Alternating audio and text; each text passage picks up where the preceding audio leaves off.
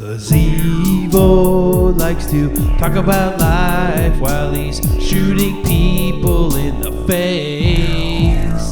The Zevo.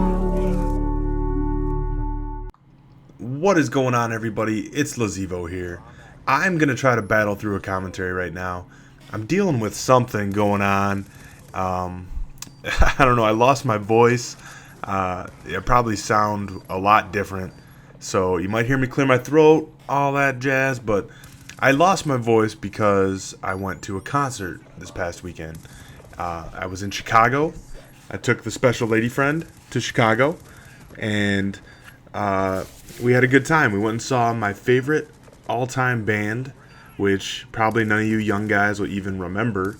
Some of you old guys might remember. They did have one huge hit song on the radio, but the band is called Sister Hazel, and they are probably, like I said, my all-time favorite band. I don't know. It's a singer-songwriter type band.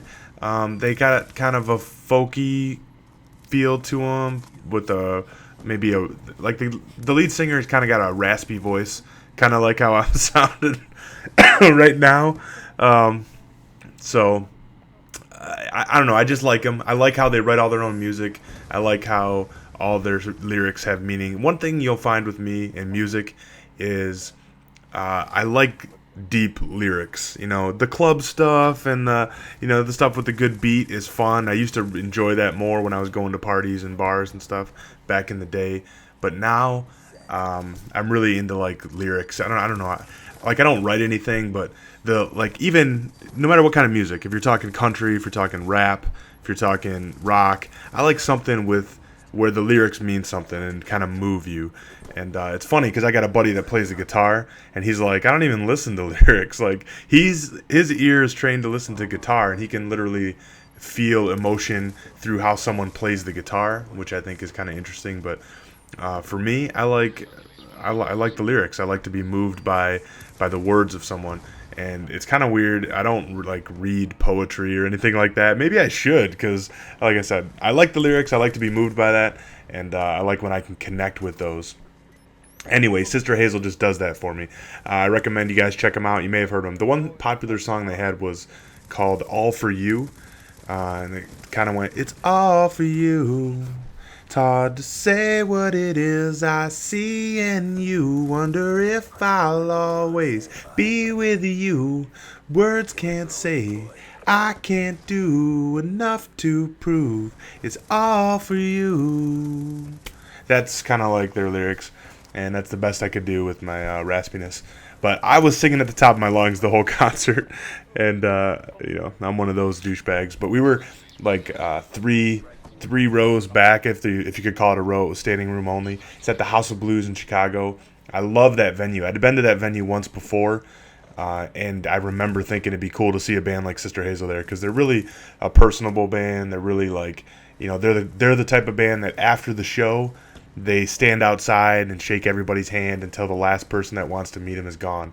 And that's just, they've done that their whole career. That's something I admire about them too. So they're a real personable band. So it was cool being up close, and they're talking to you, they're interacting with you, tossing stuff in the crowd, high-fiving you, all that jazz.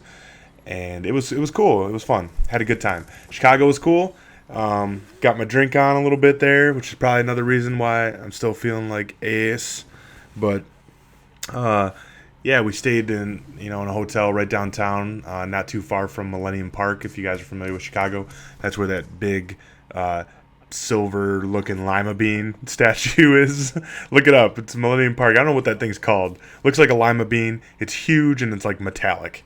And for some reason, people flock to it. I don't know. But we walked down there. We walked around. The weather kind of sucked. It was cold and rainy.